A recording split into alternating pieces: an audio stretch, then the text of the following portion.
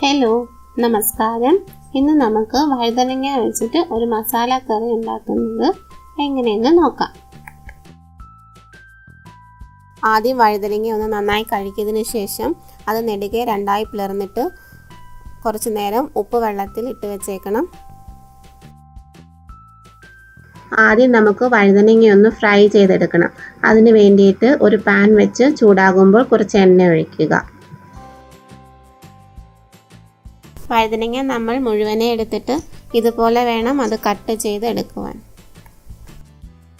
ഇനി നമുക്ക് വഴുതനങ്ങ എല്ലാം ഒരു 1/4 വേവാകുന്നത് വരെ ചെറിയ ഫ്ലെയിമിലിട്ട് ഫ്രൈ ചെയ്തെടുക്കാം. ഇനി ഇത് നമുക്ക് അടച്ചു വെച്ച് കുറച്ച് നേരം കുക്ക് ചെയ്യാം. അതവിടെ ഇരുന്ന് വേവുന്ന സമയം കൊണ്ട് നമുക്ക് ഇതിന് വേണ്ടിയിട്ടുള്ള മസാലകളൊക്കെ വറുത്ത് ഒന്ന് നന്നായി അരച്ചെടുക്കാം.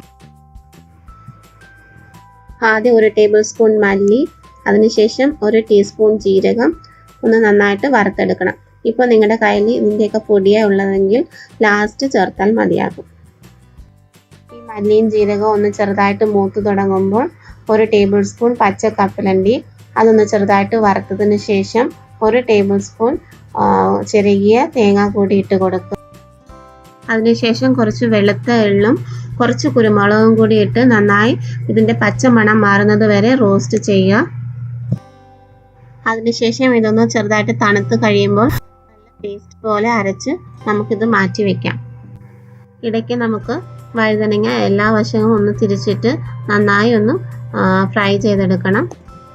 വഴുതനങ്ങ ചെറിയ ഫ്ലെയിമിലിരുന്ന് വേവുന്ന സമയം കൊണ്ട് നമുക്കിതിന് വേണ്ടിയിട്ടുള്ള ഗ്രേവി തയ്യാറാക്കാം.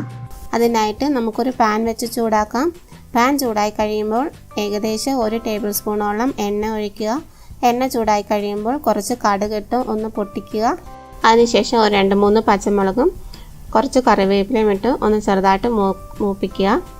നമ്മൾ ഇനി വീണ്ടും ചുവന്ന മുളക് ചേർക്കുന്നുണ്ട്, അപ്പോൾ പച്ചമുളക് അതിനനുസരിച്ച് വേണം ചേർക്കുവാൻ. ഇനി ഒരു 2 മീഡിയം സൈസ് സവാളയുടെ പേസ്റ്റ് ചേർത്ത് നന്നായി മൂപ്പിക്കണം.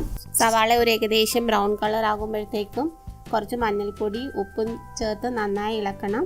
അതിനുശേഷം ഇഞ്ചി വെളുത്തുള്ളി പേസ്റ്റ് ഇട്ട് അതിൻ്റെ പച്ച മണം മാറുന്നത് വരെ നന്നായി മൂപ്പിച്ചെടുക്കണം. ഇനി മുളക് പൊടി ചേർത്ത് നന്നായിട്ട് വഴറ്റണം. അതിനുശേഷം തക്കാളി അരച്ചത് കൂടി ചേർത്ത് അതിൻ്റെ പച്ചമണം പോകുന്നത് വരെ നന്നായി വഴറ്റിയെടുക്കുക. ഇവിടെ ഞാൻ 1 തക്കാളിയാണ് എടുത്തിരിക്കുന്നത്. ഈ ഉള്ളി തക്കാളി പേസ്റ്റിൻ്റെ പച്ചമണം നന്നായി പോയതിനു ശേഷം മാത്രമേ നമ്മൾ അരച്ച് വെച്ചിരിക്കുന്ന മസാല പേസ്റ്റ് ചേർക്കാൻ പാടുള്ളൂ. ഇല്ലെങ്കിൽ ഈ കറിയിൽ ആ ഒരു പച്ചമണം എപ്പോഴും ഉണ്ടാവും. അപ്പോൾ ഇതിൻ്റെ യഥാർത്ഥ ടേസ്റ്റ് നമുക്ക് കിട്ടില്ല. ഇനി നമുക്ക് അരച്ച് വെച്ചിരിക്കുന്ന പേസ്റ്റ് കൂടി ചേർത്ത് നന്നായി ഒന്ന് മിക്സ് ചെയ്യാം. അതിനുശേഷം ആവശ്യത്തിന് വെള്ളം കൂടി ചേർത്ത് ഒന്ന് തിളപ്പിച്ചെടുക്കാം. ഇനി ഞാൻ കുറച്ച് ഗരം മസാല കൂടി ഇടുകയാണ്, ഏകദേശം ഒരു 1/2 ടീസ്പൂണോളം. ഒന്ന് നന്നായി ഇളക്കിയതിന് ശേഷം വാളംപുളി പിഴിഞ്ഞത് കൂടി ചേർക്കാം. എത്ര പുളി ആവശ്യമുണ്ടോ അത്രയും ചേർക്കാവുന്നതാണ്. ഈ സമയത്ത് നമ്മുടെ ഗ്രേവിക്ക് ഉപ്പ് ആവശ്യമെങ്കിൽ ആവശ്യമുള്ള ഉപ്പ് കൂടി ചേർത്ത് നന്നായി ഒന്ന് ഇളക്കണം. അതിനുശേഷം നമ്മൾ വറുത്ത് വെച്ചിരിക്കുന്ന വഴുതനങ്ങ കൂടി ചേർത്ത് ഒന്ന് തിളപ്പിച്ചെടുക്കണം. ഇനി നമുക്ക് വഴുതനങ്ങ എല്ലാം നന്നായി വേവുന്നത് വരെ ഒന്ന് അടച്ചു വെച്ച് തിളപ്പിച്ചെടുക്കാം. ഇപ്പോൾ വഴുതനങ്ങ എല്ലാം ഒന്ന് നന്നായി വെന്തിട്ടുണ്ട്.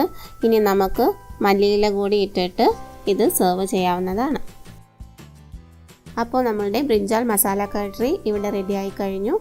ഇത് നമുക്ക് ചപ്പാത്തിയുടെ കൂടെയും റൊട്ടിയുടെ കൂടെയും ഒക്കെ കഴിക്കാവുന്നതാണ്. ഈ റെസിപ്പി ഇഷ്ടപ്പെട്ടാൽ ഈ ചാനൽ സബ്സ്ക്രൈബ് ചെയ്യുവാനും ഷെയർ ചെയ്യുവാനും മറക്കരുതേ.